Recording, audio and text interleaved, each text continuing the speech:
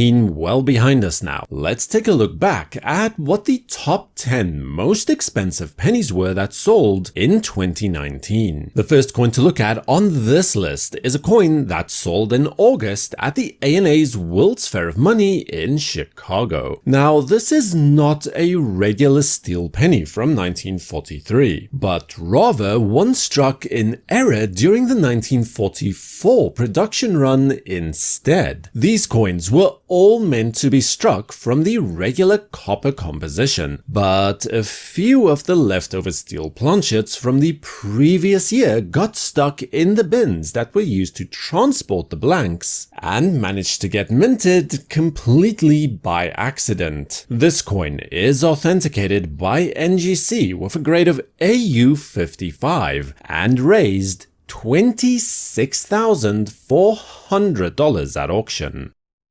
To follow that, we head back to the very first 2 weeks of the year with the 2019 Fun Show, where a absolutely stunning 1955 double-die Opvus Lincoln Cent was on offer. Easily one of the most popular and certainly one of the most renowned of variety coins from this era, or frankly probably most of the 20th century, characterized by its unmistakable Class 1 rotated hub doubling, where virtually every design element is strongly doubled, with the lettering and the date being the most obvious of these. This specific example is one of the finest coins known, with a grade of MS65 Red from PCGS. With its beautiful red coloring, it managed to sell for $26,400 at auction.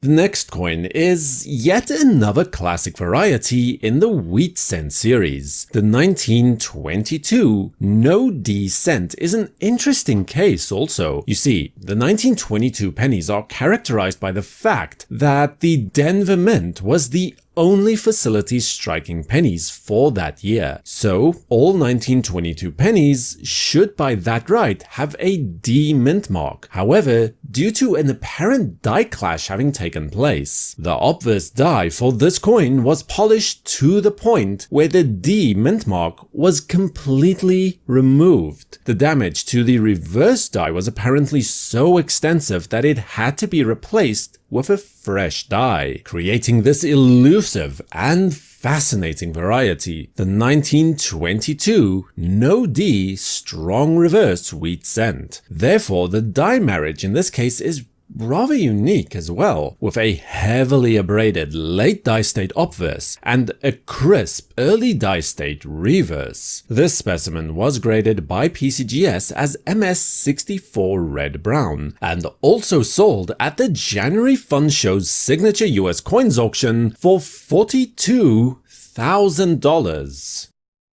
And then let's take a brief break from the Lincoln series and head back to take a look at an interesting addition from the Indian head penny design, specifically an 1873 doubled Liberty Indian head cent. This variety is enduringly popular, and remarkably, it was only discovered by Walter Breen in 1957, and since then only a few hundred of these examples have come to light. As the name would suggest, Liberty is completely doubled on the headdress, although other elements such as Liberty's eye, her profile, and in fact her hair are also affected by this. The word Liberty, more than anything else, is the defining calling card for this variety. The example here was graded by PCGS as an MS65 Red Brown and was sold at the August ANA Show US Coins Signature Auction for $48,000.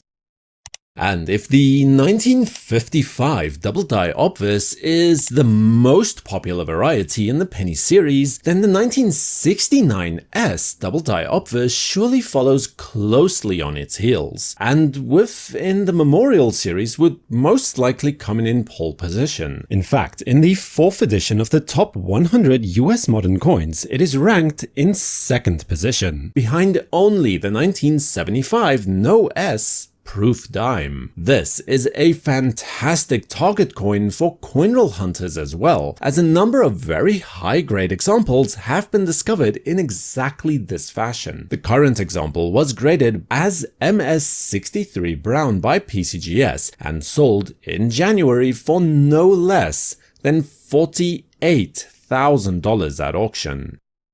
From there, we head back about 60 years to the very beginning of the Lincoln Cent series, with a 1909 S VDB cent, and one with simply amazing lustrous red coloring, a superb gem that checks all of the boxes as a rare and sought after key issue with stunning eye appeal. By now, I'm sure that most of us already know about the 484,000 of these coins that were struck before production was abruptly stopped to remove the designer's initials of VDB from the coin, due to some objections being raised. Even though the initials are very softly struck on this particular example, that didn't stop the PCGS graded MS67 red specimen from attaining 55,000.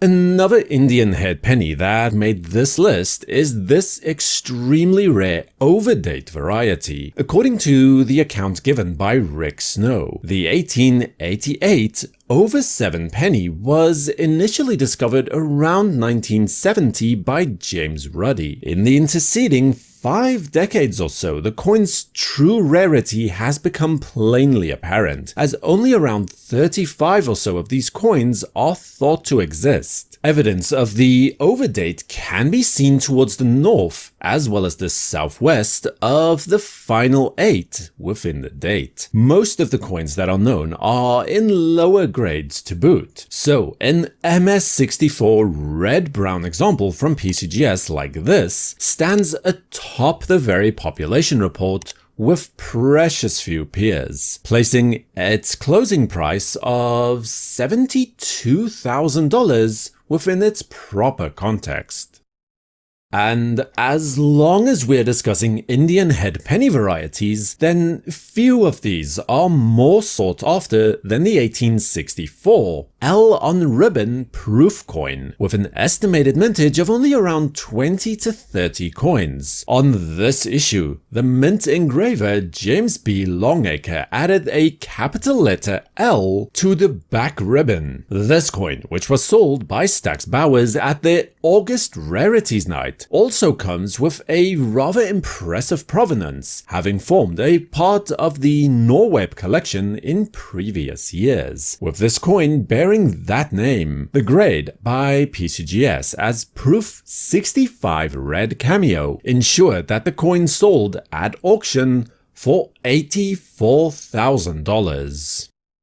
And then we head back to the Lincoln Cent series for the remaining few coins on this list. So the 1926 S is already a key date within the Wheat Cent series, as it is a low mintage coin with only around 4.5 million issues. But what most may not be aware of is the fact that this coin is a significant conditional rarity to boot, with the population report only reflecting 3 coins known in MS65 red or better. That makes it effectively the rarest Lincoln penny in gem grades. So in order to build a top-tier competitive registry set, this issue represents a significant problem. Nothing illustrates this point more succinctly than the present coin, sold at auction during the January Fun Show in a PCGS slab with a grade of MS65 red for the astounding amount of $90,000. Then, in complete opposition to the previous coin on this list, the 1917 penny had an absolute enormous mintage for the era of nearly 200 million coins. However, That mintage also harbors one of the most popular and indeed elusive variety coins in the entire series as well. The 1917 double die obverse cent displays clear doubling on the date as well as the rest of the letters of God We Trust. This high-grade example, which sits atop the population report with its well-deserved grade of MS67 plus red from PCGS, was sold at auction in Baltimore for $120,000. In 1943, the US Mint was facing a problem. The War Department required every scrap ounce of copper to fight the ongoing World War in Europe and Asia. So the US Mint started making pennies from zinc-coated steel in order to save the precious resource. But a few of the older planchets, literally stuck in the machinery from the previous year, were then also accidentally struck as the now infamous 1943 copper cents. These are some of the rarest and certainly most in-demand era coins of all time, and amazingly, no less than 4 of these coins were sold at auction in 2019. So let's then start with the XF45 graded example from PCGS that was sold during July in an Orlando coin auction for the sum of $186,000. Then there was the Don Lutz coin, the actual discovery specimen of this type that was graded by NGC as AU53 Brown, making its very first ever auction appearance since its discovery way back in 1947. This coin was sold in January for $204,000. And then at the ANA show in August, no less than 2 coins were on offer. The first is a 1943 copper penny from the San Francisco Mint, one of only 6 such coins that can definitively be traced. Graded by NGC as AU53, the coin sold at auction for $216,000.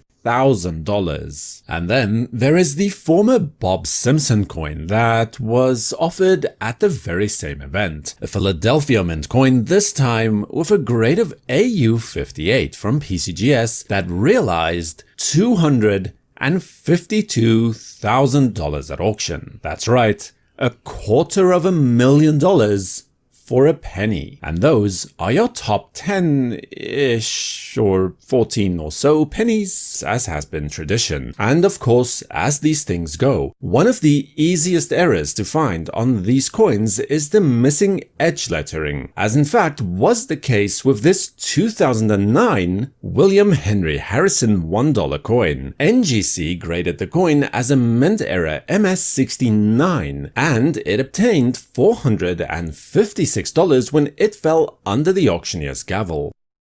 All regular proof coins after 1968 should bear an S Mint mark, as they were the exclusive domain of the San Francisco Mint from that point onwards. Mistakes do of course happen from time to time, as was the case in 1990 when an obverse die intended for the Philadelphia Mint was shipped to San Francisco instead, processed as a proof die, and an unknown number of coins struck and sold in 1990 proof sets before the mistake was noticed. This example was graded by PCGS as proof 68 red with a deep cameo designation to boot. It managed to raise $3,840.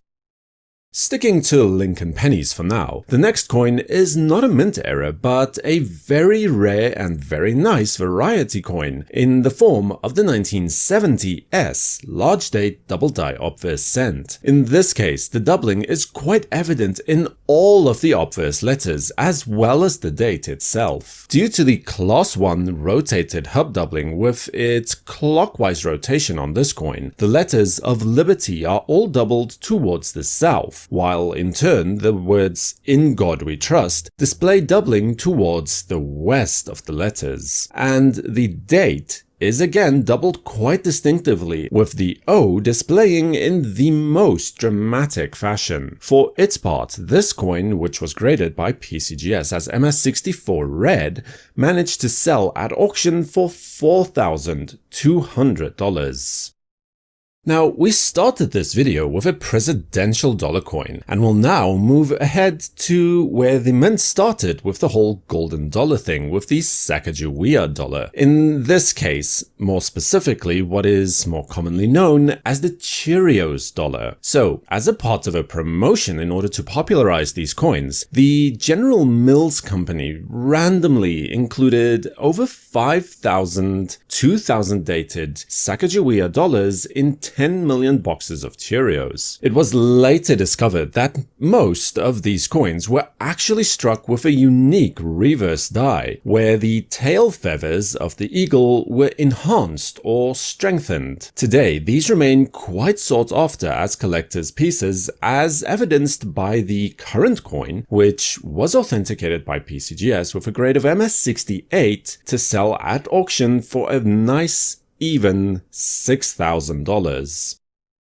And then we have yet another modern rarity, the 1982 D small date copper penny, a transitional era coin that was struck on the wrong type of planchet. This came about when the mint was busy switching production over from the older solid copper coins, or bronze to be more specific, towards the newer zinc coins with only a small copper coating, the same coins that are still struck to this day. The Denver Mint was supposed to exhaust their entire supply of copper planchets and only then switch over production with the new small date variety to the copper coated zinc coins. But at least one or two of these older coin blanks still slipped into the mix, and as a result, these coins were created. This is the Discovery coin, which was graded by NGC in 2017 as AU50 and was sold here for $8,400. The next coin is one that most people will most likely not immediately notice anything peculiar about, but it has a lot more in common with the previous coin than you might think. You see, this too is a transitional era coin, where this time the 1965 dime was struck on a silver planchet. In 1965, the US Mint stopped using silver in all circulating coins due to the rising costs of the metal, making 1964 officially the last year of production for silver coins. However, the mint still had a rather large supply of silver dime planchets on hand, so the solution was to backdate the coins and strike 1964 dated coins on the silver blanks in 1965. Despite this, a few of the silver planchets apparently got mixed up with the clad coinage, and they were minted with the 1965 date. Today, these are quite valuable, and this sample was graded by PCGS as MS62, an extremely attractive sample that sold at auction for $9,000. And now, as promised, yet another No S proof coin. This time though, it is the 1968 No S Roosevelt dime's turn on the podium. In 1968, the San Francisco Mint was reopened after being relegated to the status of only an assayer's office for nearly 13 years. In addition to producing coins for circulation on an as-needed basis almost, its primary function was to strike proof coins for numismatic purposes. As such, the S mint mark was meant to appear on all proof coins, as already explained earlier. After not minting coins for such a long time, as I'm sure you can imagine, things were still a bit chaotic at times. Mistakes crept in, and one of these was creating a number of No S proof coins, like this Proof 67 cameo graded coin from NGC, which on this occasion managed to raise $18,000 at auction. The final penny to appear on this list is one of the most sought-after cent variety coins known. The 1969 S double die obverse coin is one of the strongest cases of rotated hub doubling that made its way into circulation, surpassed perhaps only in the series by the 1958 and 1955 double die obverse varieties, both of which fall outside of the purview of this particular list. In total, there are 71 grading events on the census for this coin, although it's doubtful that the actual population is that high, with crossovers no doubt accounting for a portion of that number. This coin resides in an Annox slab with a details grade of uncirculated due to recoloring. The coin sold at auction for the sum of $20,400. While the current coin is certainly a modern coin, it is by no means a circulation coin to be sure. The 2007 W quarter-ounce Platinum Eagle is here seen with the so-called Frosted Liberty on the reverse design, part of a small run of 21 coins that were produced with this finish before the template was adjusted to leave the word freedom with a regular proof finish in order to better see the contrast. So yes, according to this criteria, this coin should by rights be classified as a pattern instead, but they were apparently released along with the regular coins by mistake. So if you have a set like this, then I suggest you go and check to see if you have one of these 21 Frosted Freedom types, as they are quite a bit more valuable than the regular coins. By way of example, this coin, graded by PCGS as Proof 70 Deep Cameo, managed to sell for $43,200 by auction's close.